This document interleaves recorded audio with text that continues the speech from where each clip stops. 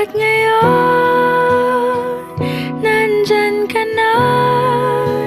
Di mapaliwanag ang nadarama. Handa ako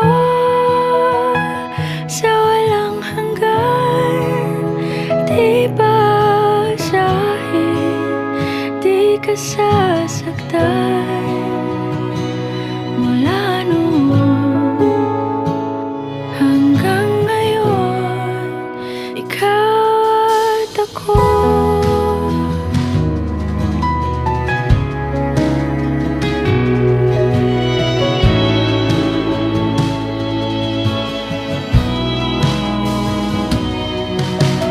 At sa wakas ay nahanap ko na rin